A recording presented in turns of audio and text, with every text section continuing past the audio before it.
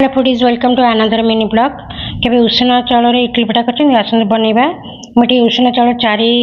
Cup रे गोटे cup बिरी नहीं आप मेजरमेंट गोटे गिना सेट करेंगे से ने आपको 8 घंटा खंडे 6 ରୁ 7 8 घंटा बतुरे पड़ो जी उष्ण चाउल मुझे चूड़ा अध कप नहीं आप सागु भी अध कप पकड़े हम चूड़ा बदल में मेथी गोटे चामच मेथी राति सागे बतुरी बिरी चाउल सहित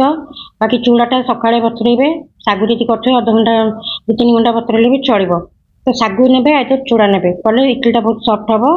एमती करके देखूँ आ मुझे बैटरटा इडली छांच को ग्रीस कर नहीं बैटर दे दूची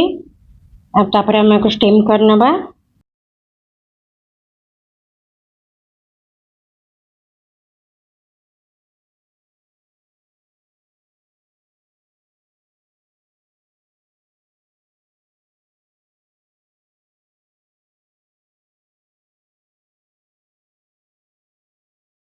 पूरा स्टीम हो जाए देखिए बांफ बाहर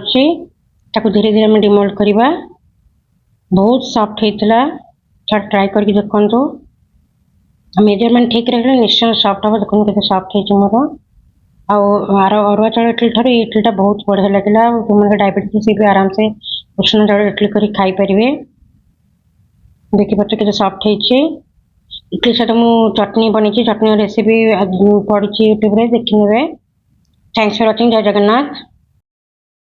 वीडियो यूट्यूब पे सब्सक्राइब करेंगे बेल आइकन प्रेस करने नया वीडियो आगू आसो फेसबुक रन कर इंस्टाग्राम रन का ब्लॉग सपोर्ट करूँ आगू को बढ़े मुझे भल भल निश्चय भल भल वीडियो आनी तो वीडियो केमती लगे मतलब कमेंट जानवे कौन रेसिपी बनैबी कहले मुझे ट्राए करी। Thanks for watching. जय जगन्नाथ।